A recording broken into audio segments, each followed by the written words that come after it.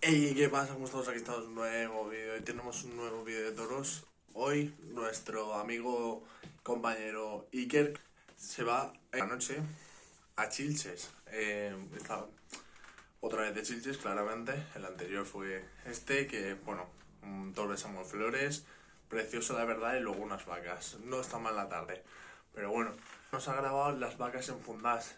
Que disfrutéis y suscribiros para más. Chao.